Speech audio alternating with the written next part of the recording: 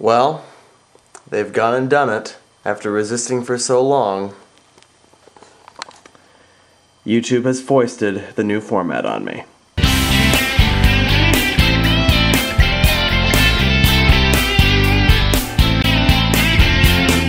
Hello Shiny Happy Vloggy people, it is now officially Friday, October 9th, 2009, my 25th birthday. Technically I turned 25 at 2:07, but at 2:07 I'm going to be getting ready to leave for home, as it is also fall break. So yeah,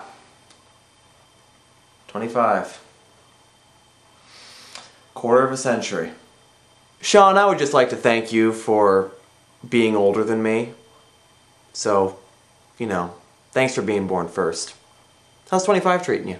So being 25 would mean that I've got 25 years worth of Halloweens to talk about, because it is Halloween reminiscing week, essentially. So what have I done for costumes? Well, let's see, some memorable ones. When I was a year old, I was the devil. Yeah, no joke, my mom, the Methodist minister, dressed me up in a devil costume. There's a great picture of me bawling my eyes out in that costume. It's awesome. When I was 3, I wore the same dopey costume that was later worn by both my sister and my brother, though not at the same time. Caitlin, you were Minnie for a couple of years in a row. I was Mickey for a couple of years in a row. I think the last conventional costume I wore was in 1st grade when I was a ghost and I did the whole sheet over the head thing. But I tried to think of fairly creative things to be for Halloween. In 3rd grade I dressed up as an elephant. I wore gray sweats and made ears out of some felt and made a trunk out of a sock filled with newspaper. Then in 4th grade I was the inside of a human body. I was an interesting dude.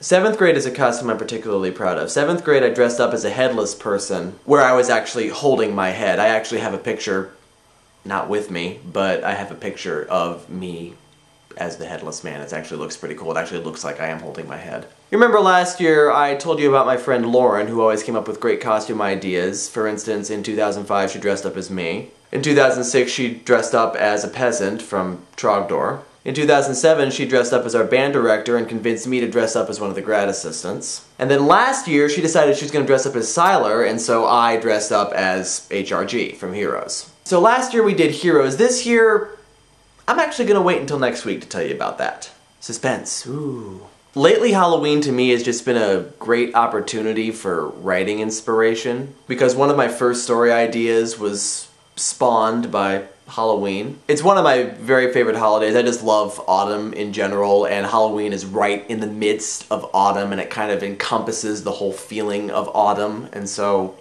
it's great. I love it.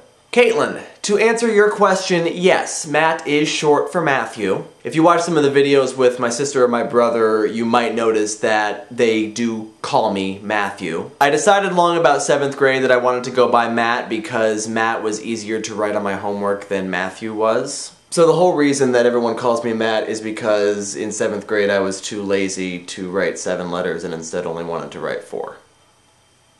So my family still calls me Matthew. Most of my sister's friends still call me Matthew because that's how I was introduced to them. So yeah, that's probably a longer answer than you wanted, but yes, Matt is short for Matthew. Nathan, missed you this week. Hope you're doing alright. Sean, good to see you, however briefly and out of sync you may have been. Marky, thanks for singing to me.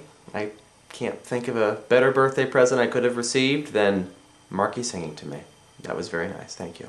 Christy, I hope all is well with you, and I'm glad that you enjoyed the various songs that were written and sung to you last week. And I may or may not see you tomorrow, but Mary, I will see you on Sunday. And now I'm going to edit this and go to bed, so stay shiny and happy. Bye-bye.